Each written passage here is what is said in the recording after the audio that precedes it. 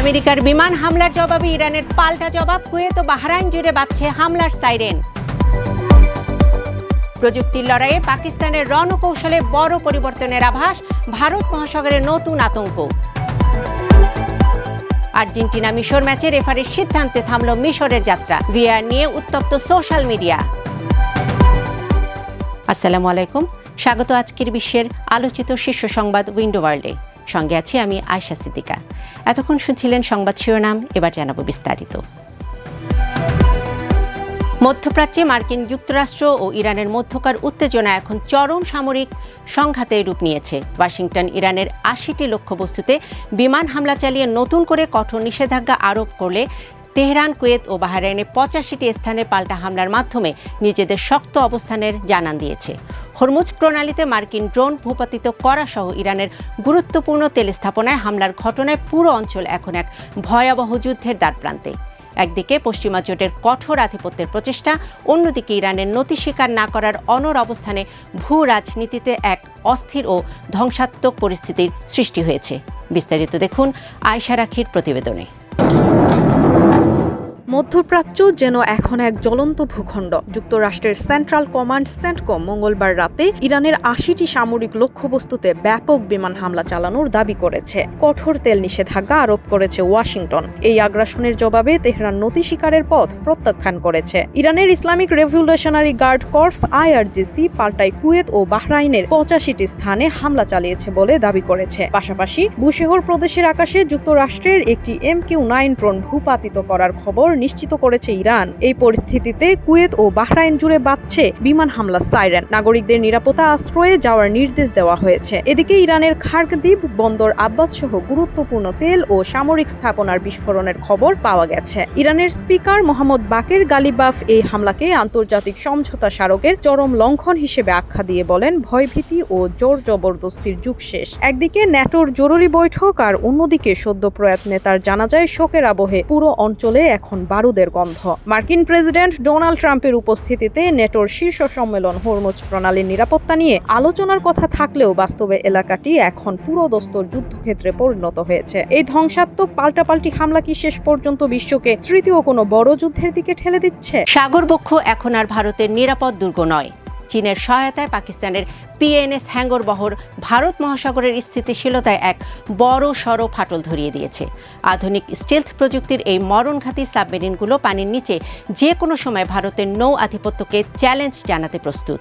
সমুদ্রের গভীরে লুকিয়ে থাকা এই নতুন আতঙ্ক ভারতীয় সমরবিদদের জন্য কেবল মাথা ব্যথাই নয়, বরং তাদের দীর্ঘদিনের রণকৌশলকে পুরোপুরি অকার্যকর করে দেওয়ার এক চূড়ান্ত সংকেত।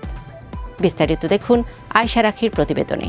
পাকিস্তান সম্প্রতি চীন থেকে PNS হ্যাঙ্গর নামের অত্যাধুনিক অ্যাটাক সাবমেরিন সংগ্রহ করে দক্ষিণ এশিয়ার সামরিক ভারসাম্যে এক নতুন মেরুকরণ তৈরি করেছে। ২০৩২ সালের মধ্যে চীন ও পাকিস্তানের যৌথ উদ্যোগে মোট ৮টি সাবমেরিন পাকিস্তানের নৌবহরে যুক্ত হওয়ার কথা রয়েছে। এই উদ্যোগটি কেবল সংখ্যাগত সংযোজন নয়, বরং দীর্ঘমেয়াদী কৌশলগত সক্ষমতার এক বড় আধুনিকায়ন। এয়ার ইন্ডিপেন্ডেন্ট প্রপালশন প্রযুক্তি সম্বলিত এই সাবমেরিনগুলো টানা কয়েক সপ্তাহ পানির নিচে লুকিয়ে থাকার ক্ষমতা রাখে, যা রাডার ফাঁকি দিয়ে নিঃশব্দে লক্ষ্যবস্তুতে আঘাত হানার সক্ষমতাকে বহুগুণ বাড়িয়ে দেয়। পাকিস্তানের অবসরপ্রাপ্ত রিয়ার অ্যাডমিরাল সৈয়দ ফয়সাল আলী শাহের মতে এই সক্ষমতা গতানুগতিক সামরিক অসমতার ধারণা ভেঙে দিয়েছে। এটি ভারতের জন্য উদ্বেগের, কারণ পানির নিচে থাকা একটি সাবমেরিন শনাক্ত করা অত্যন্ত দুরূহ। বিশেষজ্ঞ দিনাকর পেরির মতে, যদিও সামগ্রিক নৌশক্তির বিচারে ভারত এখনো অনেক এগিয়ে, তবে পাকিস্তানের এই আধুনিকায়ন ভারতীয় সামরিক পরিকল্পনাবিদদের নতুন করে রণকৌশল সাজাতে বাধ্য করবে। বিশেষ করে নিকট ভবিষ্যতে ভারত ও পাকিস্তানের মধ্যে পুনরায় কোনো উত্তেজনাকর পরিস্থিতি তৈরি হলে পাকিস্তানের এই শক্তিশালী পানির নিচের উপস্থিতি ভারতের জন্য বড় ধরনের চ্যালেঞ্জ হয়ে দাঁড়াতে পারে। ভারত মহাসাগরের বাণিজ্য পথগুলো নিয়ন্ত্রণ এবং আরব সাগরে ভারতের প্রবেশাধিকার সীমিত করার ক্ষেত্রে পাকিস্তানের এই নতুন রণকৌশল ভারত প্রশাসনের মনে বড় ধরনের ভয়ের উদ্রেক করছে। প্রযুক্তিগত উৎকর্ষের এই নতুন অধ্যায় আঞ্চলিক অস্ত্র প্রতিযোগিতা ও ভূ রাজনৈতিক অস্থিরতাকে এক নতুন উচ্চতায় নিয়ে গেছে। আর্জেন্টিনার কাছে মিশরের বিতর্কিত পরাজয়ে ক্ষোভ আর হতাশা এখন তুঙ্গে। সালাহর পেনাল্টি আবেদন নাকচ এবং মোস্তফা জিকোর গোল বাতিল করে VAR-এর অদ্ভুত ভূমিকা মাঠের লড়াইকে একপেশে করে তুলেছে, যা মিশরের কোচ হোসাম হাসানের ভাষায় ফিফার নিরপেক্ষতাকেই প্রশ্নবিদ্ধ করেছে। প্রযুক্তির এই প্রহসন কেবল একটি জয় পরাজয়ের গল্প নয়, বরং বিশ্বকাপ মঞ্চে ন্যায় বিচারের প্রতি ফুটবল বিশ্বের চরম অনাস্থার এক বেদনাবোধক বহিঃপ্রকাশ। বিস্তারিত দেখুন ডেস্ক রিপোর্টে।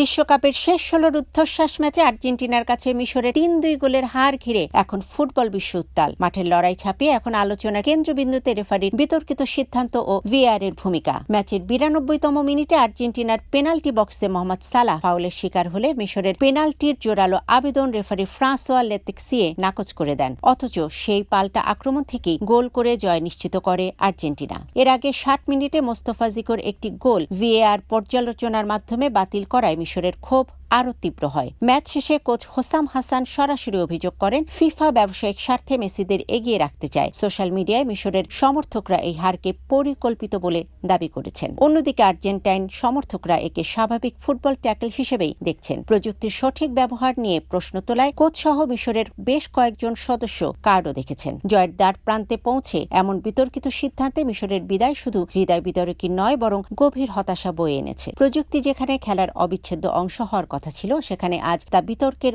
অনলে জ্বলছে। এই নিষ্ঠুর হার কেবল মিশরের বিশ্বকাপ স্বপ্নকে শেষ করেনি, বরং ফিফার নিরপেক্ষতা নিয়েও বিশ্বজুড়ে একরাশ চরম হতাশা ও ক্ষোভের জন্ম দিয়েছে।